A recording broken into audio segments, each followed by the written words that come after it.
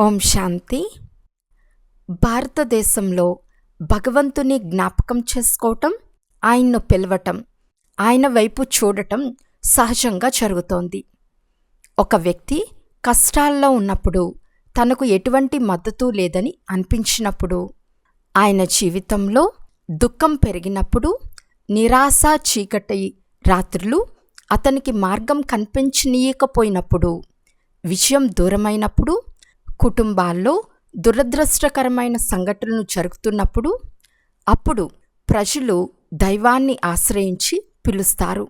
ఓ భగవంతుడా, రా, సహాయం చెయ్యి అని. శ్రీమద్ భగవద్గీతలో ధర్మం క్షీణించినప్పుడు భగవంతుడు అవతరిస్తారని చెప్పబడింది. అన్యాయాన్ని నాశనం చేసి సంతోషాన్ని తీసుకురావటానికి, భక్తుల రక్షణ కోసం ఆయన వస్తారు.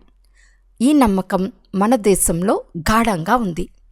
ప్రజలు విశ్వాసంతో ఎదురుచూస్తారు. ఆయన తప్పకుండా వస్తాడు.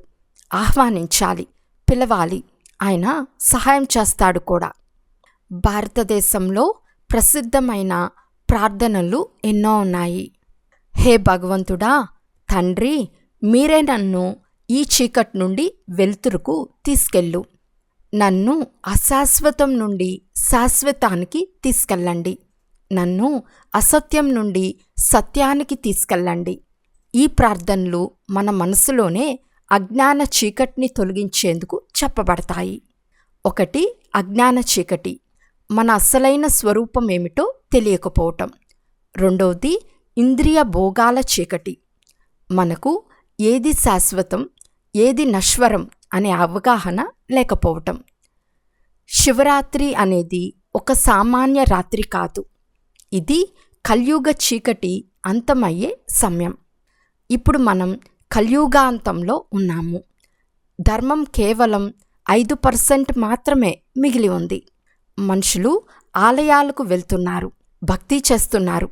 కానీ ఆంతర్యంగా మార్పు వస్తుందా? అసలు అజ్ఞాన చీకటి తొలగిందా? ఈ ప్రశ్నలన్నీ మన ముందు ఉన్నాయి. శివరాత్రి అంటే శివుడు ఈ అజ్ఞాన రాత్రిని తొలగించేందుకు వచ్చిన రోజు. భగవంతుడు స్వయంగా వస్తాడు. అజ్ఞానాన్ని నాశనం చేసి జ్ఞానపు వెలుగు ఇస్తాడు. ఈ సందేశాన్ని గ్రహించి మనం ఆత్మజ్ఞానాన్ని అవగతం చేసుకోవాలి. ఓం శాంతి.